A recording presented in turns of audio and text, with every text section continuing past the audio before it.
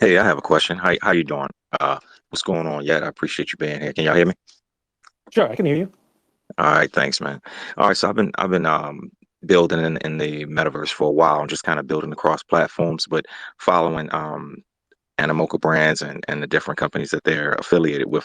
A while ago, you announced the Open Metaverse Alliance, OMA3.org, and then Mochaverse sounds extremely similar to the Open Metaverse Alliance. So is Mochaverse a branch of the OMA3 Alliance, or what will be the difference? So OMA 3 is an interoperability consortium, and it doesn't involve necessarily just companies that Animoca is involved in, for instance. It is basically anyone who is joining this consortium, which is an open standard. You can think of it almost like a sort of a sort of an open alliance of anyone who's basically trying to form sort of, I guess, a sort of interoperability approaches that are sort of free for people to choose from. In this case, it's not the same, I would say, because one of them is a standards-based body, whereas the Mochaverse isn't trying to be a standards-based body. It would work with something like OMA 3 in collaboration, but it would not actually seek to become a standard in and of itself, right? So what you get, just to clarify, is like, OMA 3, for instance, isn't going to be a platform where, for instance, you could vote, for instance, on activities that would take place in the Animoca ecosystem or in a portfolio ecosystem or in a governance token system. It wouldn't be involved in any of that type of stuff. It would maybe set the standards in which, basically, 10, 20, 30, 40 type of metaverses would agree to sort of, create interoperability standards for visual effects, for instance, right? That's, as an example.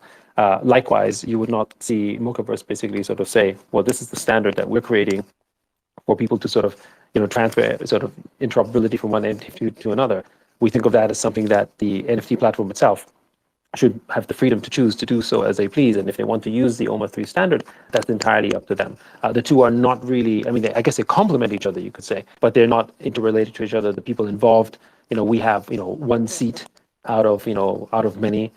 We don't, we're not even, the chairman, I think is, chairman is Dirk from Upland, which is a portfolio, but it's certainly not a subsidiary.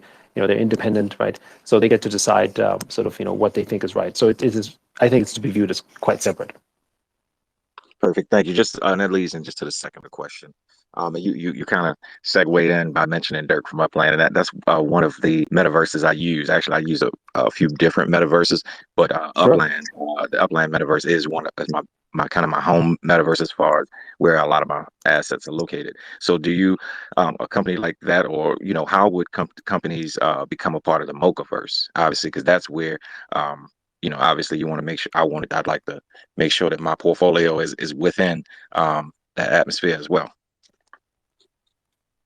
Yes, I mean it would, because in this case, for Upland, Animoca actually is was a last lead investor, and obviously I myself am on the board of Upland, so that would definitely be encompassed in a manner within that ecosystem, and Upland would be one of the sort of recipients, shall we say, of some of these NFTs.